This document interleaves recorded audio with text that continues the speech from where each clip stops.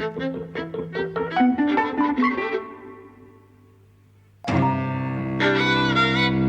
and welcome to Eavesdropping at the Movies. I'm Mike. And I'm José. And today we're talking about The Courier, a film that was supposed to come out in October last year, but COVID stopped that, so we're kind of catching up with it. It's a historical spy film based on the true events around the Cuban Missile Crisis from an espionage point of view. So the main character is Greville Wynne, played by Benedict Cumberbatch, who's a real guy who I'd never heard of. You'd never heard of? No. And his relationship with Colonel Oleg Penkovsky, played by Mirab Ninidze, and again, a person I'd never heard of, the character that is, but again, a real person. Penkovsky seeks to stop nuclear war. Khrushchev wants to put missiles on Cuba. He believes that he can strong-arm the Americans into this, that, and the other, even though Penkovsky himself says, our arsenal is nothing like America's. You could wipe us out, we can wipe you out, says at one point. He seeks to avert nuclear war, and he reaches out to the British, who in turn reach out to the Americans, and they decide to get involved. A citizen, an ordinary citizen, a businessman, this Greville Wynne, Benedict Cumberbatch, who can travel to the Soviet Union, apparently on business, and forge contact between Penkovsky and the West. Yeah, so initially it's just meant to be about contact, and then it becomes more and more into espionage. Yeah, so I want to say a couple of things straight off, which is I like films with titles like The Courier. I haven't seen all of them, but for titles where it's a boring job title, The Courier, The Accountant, the Commuter, he's not a job title, but same thing. And they all say, like, this is an ordinary person who's going to get embroiled in something. Yes. That's very exciting to me. Well, I love spy films. So, I think for me, the enticement was, what I got a little bit from the poster, which was, it's a spy film. The poster had a noirish element. Yeah. And also, I like Benedict Cumberbatch. Yeah. So do I. So, and we saw the trailer too. And actually, the trailer did make it look pretty exciting, pretty interesting. The other thing I would say, straight off, is that I think it's a perfect companion piece to Bridge of Spies. It is. Very, very similar. And very instructive, because I think I remember this discussion about Bridge of Spies where I argued that it's great filmmaking formally, right? But I hated the ideology. Yeah. We've had this conversation a bit, and I think we may have had it in part on the podcast before, but we should I think we did. Go over it to some degree, because I think you're right. I think, and we'll get into spoiler territory, I think, quite quickly with this. The stories start off in a similar place, but they diverge quite severely. Yes. Well, the Bridge of Spies story, just briefly, is Tom Hanks plays a guy, I forget the guy's name, who is an American lawyer, again, an ordinary citizen, who at first defends a Russian spy caught on American soil as a public defender, and then becomes involved in going to East Germany to broker the release of an American soldier who's been caught there. And again, true events. The difference, and this in this respect is a spoiler for Bridge of Spies and for The Courier, is while they both see success to some degree, Bridge of Spies is unqualified. In The Courier, there are costs, and it is not an unqualified success at all. There is failure involved, to the point where Greville Wynne has to spend 2 years in prison in a Russian gulag. That, I think, is an instructive difference. I think to some degree, it's a little bit like what Eddie Izzard said in stand-up comedy, admittedly, but he was talking about The Great Escape and how the American in The Great Escape lives to fight another day, and all the British are rounded up and shot. Well, the juxtaposition that I wanted to make is, first of all, that the Spielberg film is great formal filmmaking, certainly in comparison to this, right? And in comparison to this, Bridge of Spies looks like a masterpiece, even though it's so banal about some of the ways that it thinks about people and espionage, would be my view. Yeah. But this is such banal filmmaking, really, that it prejudices a lot of the strong points of the story and the acting, would be my view. Do go on. Well, I was noticing from the beginning that most of the shots were medium close-up, medium long shot. It seemed it had a very TV aesthetic, and don't shoot me. Like, it seemed to be made for a small screen.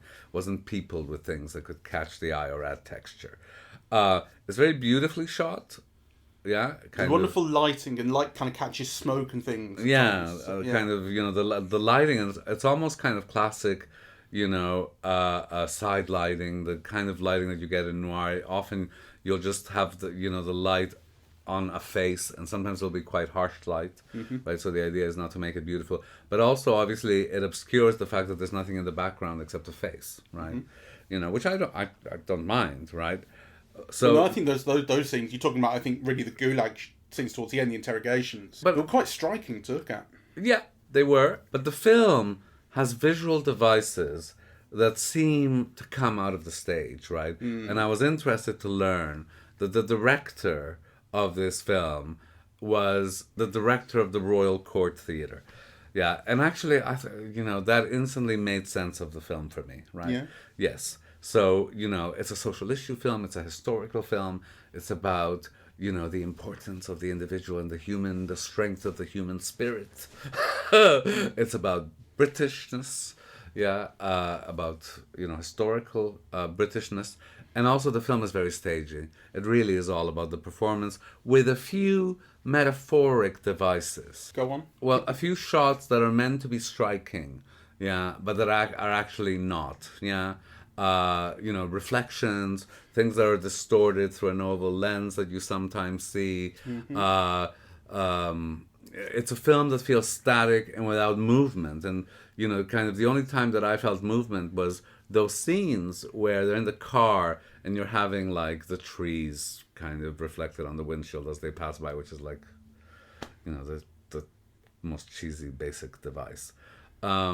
So the thing about the oval, are you talking about where you see through the peephole into Greville's cell and he's lashing out? Yes. That's the one time I can think of, because it's not like they don't use distortive lenses. You look through a pinhole at that. Yes, there are a couple of those incidents. There are also scenes where going up and down the stairs, you're seeing a slightly distorted image. Right. Not sure that occurs to me as true. Distorted image. Yeah. Right. Well, I could be misremembering. If you mean, I suppose if you mean distorted in terms of, because there's some like as you say, a mirror or frosted glass or something like that. That is used sometimes. I don't think. If you mean just the actual lens is doing like a fisheye thing, I don't think that's true. No, you mean? I'm not disagreeing with you, but those things are all meant to be like almost theatrical, attention-grabbing, formal devices. But actually, they work. You could see how they might work in theatre, but they don't actually work very effectively on screen. Yeah, I just want to be clear about what we were talking about. That's all. Well, I think that's what I'm talking about. But the staginess is really built in. I mean, all of those shots that you see in the couple's flat, in Benedict Cumberbatch's flat, with the kitchen in one side, and what is it? The dining room in the other. Yeah, the living room. The living room, and the phone on the side, and that's used over and over and over again. I mean, it's like... Again, I wouldn't say it was used over and over. I remember it's when you're introduced to the household that they're sat back to back in the different rooms, and it's a very formal thing. It's used practically every time the couple is in the house. You see that that's shot. True. Yes, you're always introduced with the kitchen on one side, the living room on the other. In that planimetric straight-on shot? I don't think so. Well, it is used. Well, it has been used. That was my perception. Yeah, right. It's certainly an image of the inside of that house that stays with you. That is how it's introduced and set up. Yes, stays with you and a very deceptive image, because then you learn that they're living in like this fabulous Georgian row house. So kind of, whereas the aesthetic is almost like, I don't know, a bedsit or something. Yeah, the kitchen on one side with a little curtain thing, where the bin is. Yeah, and kind of the dining room. That's true. That is. I didn't really thought about that, but you're right. Well, that appears many times. No. Well, the point. But that particular shot does not. But that aesthetic of what does. But that aesthetic of what the inside of the house looks like, where it actually seems fairly squalid, is not what you see on the outside, which is a beautiful house, a townhouse. And also, it's not in keeping with a man who has his own business that deals with international sales. Yeah, exactly. So. So I think that, to me, that was a theatrical thing, with no movement, no angle, I mean, it felt very stagey to me. And that staginess, so the reason why I began to look out for those things is, as we said at the very beginning of the film, from the first moment I saw Benedict Cumberbatch, right, I thought, oh my God, because he has obviously invented a walk for this character, right? And then you mentioned also... Well, I said it's Benedict Cumberbatch acting is a limp, a mustache, a hat, a lisp. So you were saying it's all these externals, right? I mean, the walk I noticed right away. And actually, in terms of Benedict Cumberbatch's performance, it didn't bother me subsequently because he won me over. I think actually he's great in this, right? And people have different way of building the performances, but my noticing that walk at first, I thought, well, that's in keeping, with the way that the scenes in the home are being shot, right? And actually, some of the scenes when they're taken out in London, right? Some of the shots are terrific stock footage of the Sound of Music. I forget what the big theater is on Shaftesbury Avenue. But then you also see like Soho at night, but some of them are very theatrical. Yeah, like faces kind of almost like rushing to the camera. Well, can you talk to me about what's theatrical about faces? Because it occurs to me that what's theatrical is not faces. That's televisual. Theatrical would be blocking, staging, right? People spread out in that kind of thing. No, but what I mean by theatrical here is a formal device used to gain a particular effect. Right. Yeah, that is often used in theater, and often it poeticizes or it allegorizes kind of what it's doing, right? And so here, those cameras and those faces in the nightclub, right, as they're meant to be having like this wonderful time, and they just rush to the camera, and there is a distortive effect to it, right? It's, it's a form, it's meant to indicate, that, they're having like, this... drunk revelry. Yeah, this drunk revelry. And, it's obviously there's an economic dimension to that. They're showing you this on a shoestring, right? Because if you just have four faces, you don't need to have like a whole nightclub or whatever. But the effect is I think of it as a theatrical effect. Yeah. It's interesting you talk about it in terms of budget, because it didn't occur to me that it looked like a cheap film. It didn't look expensive. It did look... But it was visually very pleasurable, right? But it looked like done on a shoestring budget because the effects were achieved with sculpting light, or it wasn't, you didn't have long shots, you didn't have many extras in the shot, etc., etc. Most of the time, they go to the ballet, and there are times when... Well, they go to the ballet, and what do you see? You see what's happening in the ballet, and then maybe you are seeing like 40 extras or something. There are shots of full crowds. There's also shots where you have Khrushchev addressing all of his people standing up and applauding. That's a full... Fair enough, but there's full crowds and full crowds. It still felt like... Fine. It's shot by Sean Bobbitt, who shot films for Steve McQueen. So he shot Hunger, he shot 12 Years a Slave, and he shot Widows. And Widows in particular is something I want to think about, because you were talking about image distortions, reflections, double reflections in mirrors, things like that. That's something that was all over Widows, and you adored it. I did. And that is director of photography's bailiwick. Listen, a director of photography can only do what the director indicates or allows. And actually, one of the things that I thought initially about the film, I thought, this is a cinematographer who knows how to get these effects, but doesn't know enough to poeticize them. Yeah, so for example, there was very striking lighting on faces that nonetheless kept the face in shadows. Yeah, and I thought, wow, but also the image itself didn't do more than that, right? So that was my initial feeling. Yeah, and then, of course, as the film progresses, you realize, well, actually, it's not the cinematographer's fault, because, he's creating, like, wonderful effects on this. But actually, they're not being very well utilised. It's a director who's not making the most of what the cinematographer can bring in. Yeah, I think that's probably true. The director, I should say, is Dominic Cooke, who's directed one film before that neither you nor I have seen. Quite a small film, looks like. And, as I say, all of his experiences in theatre. I want to be clear, that like these things that I was thinking about, the film's staginess and its staticness and, its use of these, what I'm calling theatrical devices, because, they're meant to have an effect, really. Like you do get those on stage, the lights go off or, so I thought that before I read that this guy was the director of the Royal Court. I mean, I'd never heard of the director. So I was just thinking those things, and then, of course, you just checking up on what the director had done before, you realize, this might be a reason why. But actually, I thought that before I saw a connection to the staginess. So, the staginess is an issue, and the staticness is an issue. If you think this is a spy film, and, there was almost nothing that was suspenseful. Even the scenes where they staged the getaway, that was not suspenseful. I had a problem with the getaway. I agree with you. I think it kind of fell between two pillars, or whatever the phrase is. I think you can do it where you explain everything that's supposed to happen. You see the plan being formed, you see it being explained, and then you see how it happens, and you see how it probably goes wrong at some point, right? You see the comparison. And it's not explained well enough in advance to do that fully. It's also not doing the thing that I think a film like The Next 3 Days did brilliantly, which is where the plan is explained as it's happening. You understand what's supposed to happen. So in The Next 3 Days, the whole film is building up to this, getting his wife out of prison and escaping.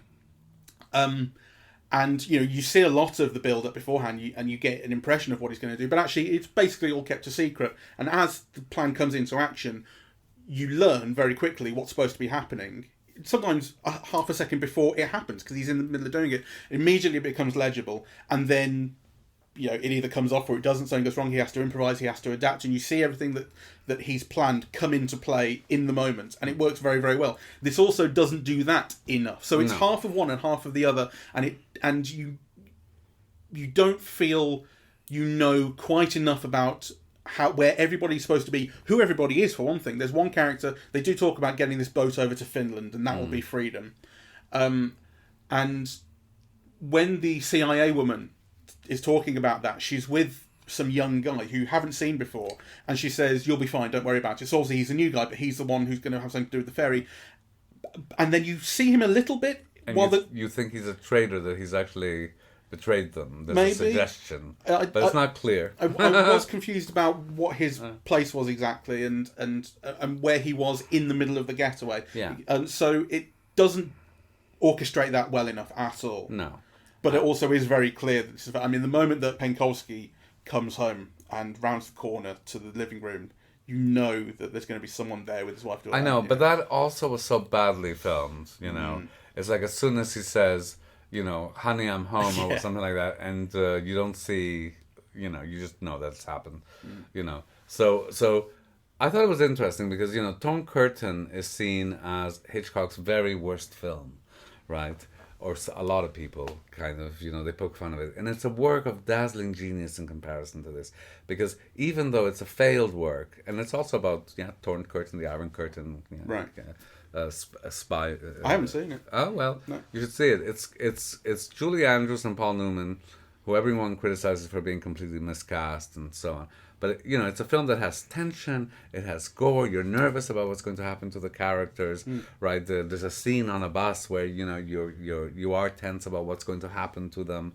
Yeah, there's a fight scene in a house in the country, where, it's quite gory. Like, it has all this visceral effects on you. I didn't feel anything in this film at all, except a kind of admiration for the actors. Yeah. Is that the only thing you liked? I like the storytelling. I'm saying what feeling. Right, I didn't like the storytelling. I liked the cinematography, and I loved the actors. Okay, well, let's talk about storytelling then. What's your criticism there? Well, where do you begin? I mean, if the way that you're telling the story creates no tension, and it's meant to be a spy film, that's already like, what more problem do you want? Well, put it this way, I was very engaged throughout, and I did want to know what would happen, how things would be resolved. I felt invested in the characters. The story is very well paced, I think, and it could kind of keep me on my toes. For one thing, not knowing these people and not knowing this story, really not knowing where it was going to go, and actually not knowing if this guy would even survive. So I didn't expect him to be caught. I did think it would be we all got away. Although I suppose I thought maybe the Russian Penkovsky would get caught. It felt well, to me. But the English guy getting out, the fact that he ends up spending 2 years in the Gulag was a surprise to me and was an interesting development. Well, let me tell you why it wasn't a surprise to me, because earlier on in the script they tell you that is one of the options. Oh yeah, I tell you it's an option, but very often that's setting up stakes. Setting up stakes is the end of that sentence. And actually we're going to avoid that. Well, the fact that it happens and he has to suffer through it, interesting.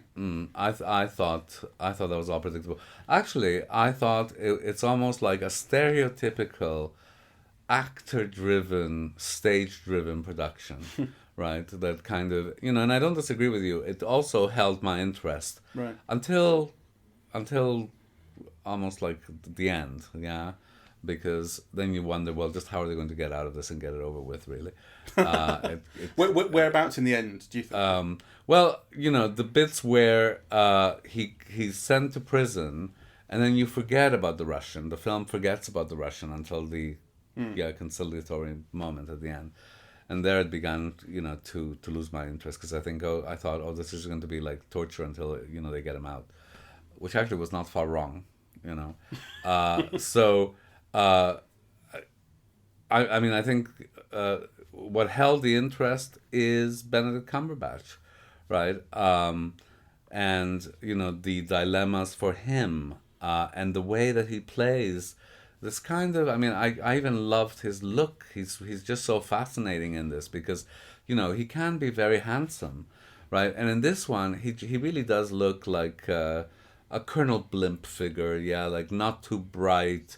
Middle-aged guy, really, and the move from him getting more involved, the relationship with the wife, the screaming at the child. I thought all of that he handled so beautifully, that it makes you forget the banality of the rest of the filmmaking. I was disappointed in the reconciliation with the family at the end. Well, not reconciliation, meant with the right word, the reunion with the family. Because, it's going to end up with that. In a way, I was kind of disappointed about a similar thing in 12 Years a Slave. The only similarity being the cinematographer. It's only on my mind for that reason, because I think the writer is not the same and all of that. But the thing about the end of 12 Years a Slave was, it just has this return to, after everything that he's been to, it must return to the family. It just feels, even though I suppose it's earned, in some respect, feels predictable and a little lazy. This doesn't even show him reuniting with his family. Last time we see him, he's getting out of the car, having been returned from Russia, having reunited with his family, and then they all go into the house. So you do see them together, rushing through the photographers. Then you get this shot where the mother and child are out of shot. It's just Cumberbatch back in his hall, and off screen you hear the kid say, "Where's Daddy?" or whatever it is, and he goes off, and that's the end. It wants to avoid the cliche while giving you the cliche. It's a very badly told story, I think, and it's a story that is so director star driven that it betrays the other actors and the major components of the story. So, for example, if you've seen, what's the actress's name who plays the marvelous Mrs. Maisel? Rachel Brosnahan. If you see Rachel Brosnahan in the marvelous Mrs. Maisel, you see how witty and attractive and sexy and funny she is, and you see her in this, and you think, here's this amazingly super smart woman who seems to be practically running the CIA and conducting, and you can't make her sexy and attractive and funny, right? She's like a frump. And actually, one of the problems in the film is that no distinctions are made between the way people are dressed in England, in America, or in the US. America is the US. Sorry, Russia, the UK, the US. Right. So, I really felt that. And also, then, in terms of the storytelling, the weight that is given the Russian, what's his name? Penkovsky, right? Because he's the hero of the story, right? It's all right to focus on the Cumberbatch character because the film, it's a British film about him. But at least kind of make Penkovsky, make it a two-hander, yeah? Like, give the guy more space and give the guy more emotional development and, kind of, I mean, show him to us after he's been arrested, what he might be feeling and what he might be facing. And that would have made the final reunion more meaningful. But no, they just dumped him. I assumed he'd been killed. I mean, I assumed until you did see him again. My assumption was they had not shown you that. Actually, it's kind of for tasteful reasons almost. That actually it was kind of showing a respect for the character that, unfortunately, he's no longer in the picture and he comes back. So maybe you have a point, but maybe it is actually supposed to function as a surprise that he's still around. It kind of did for me. It didn't work for me as a surprise. And actually, in terms of emotional weight, the scene between them would have had so much more meaning if you'd seen what he'd endured to get there, and then how actually the knowledge that he'd saved the world, would have made that torture or whatever we saw him face worthwhile. Yes, I think you might have a point. That scene didn't quite work well enough for me, but I did feel something when Cumberbatch reveals it to him in defiance of all the Russians around listening in, confronting them.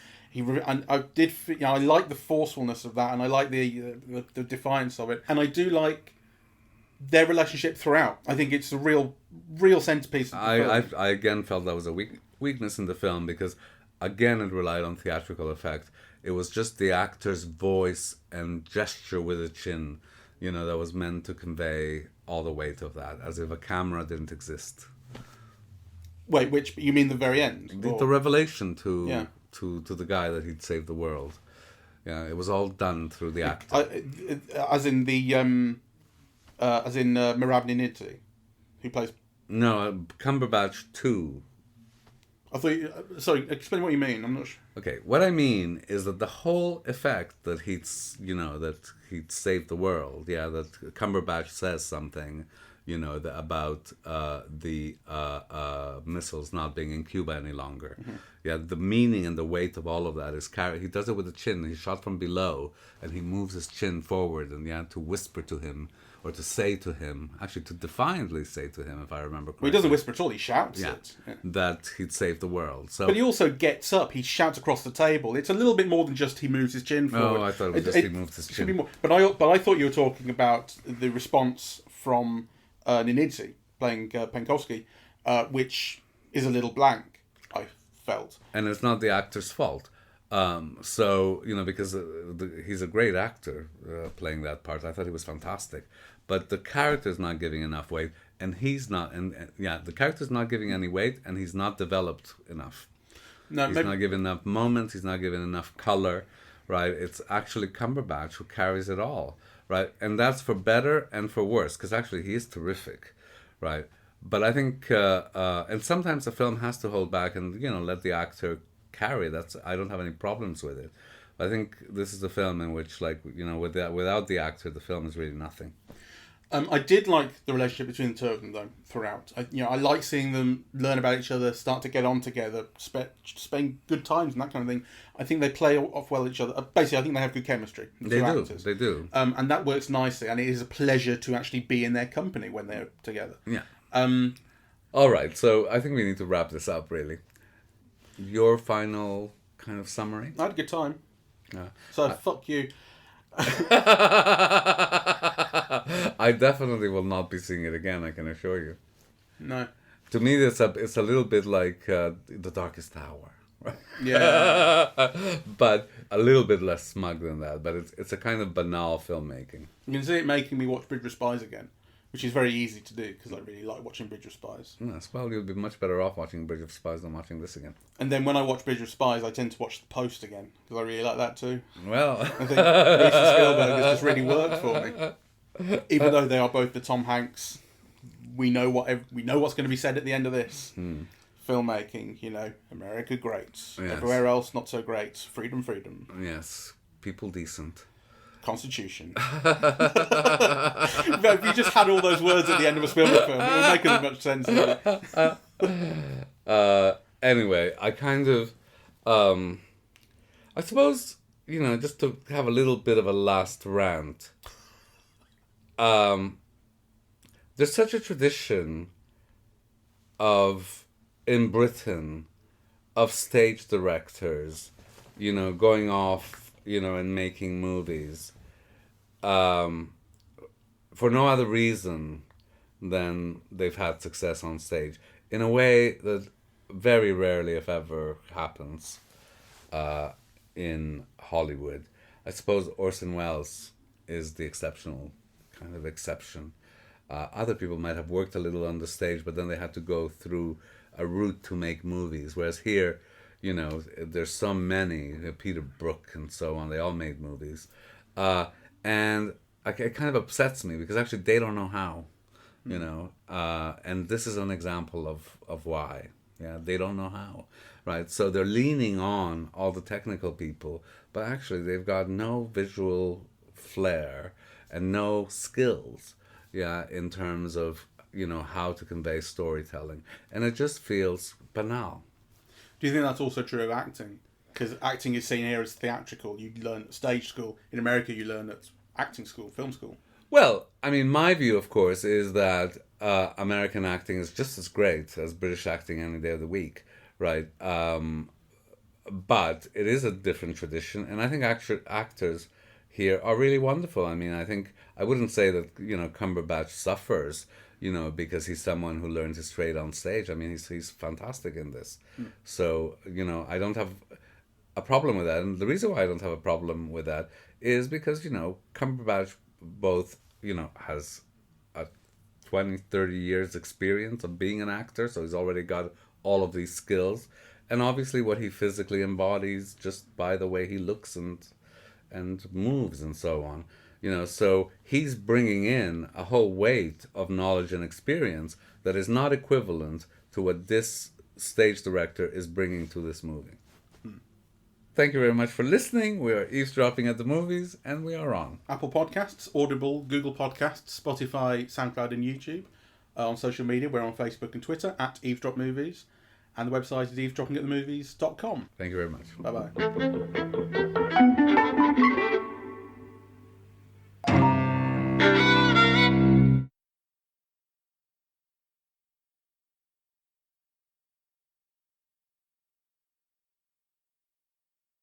Do you want to know, I did some spying of my own when the film ended, because a couple of people who came out of the film, two guys, were talking about it, and I sort of eavesdropped on them. Do you want to know what they said? What they said? Didn't hear a fucking word.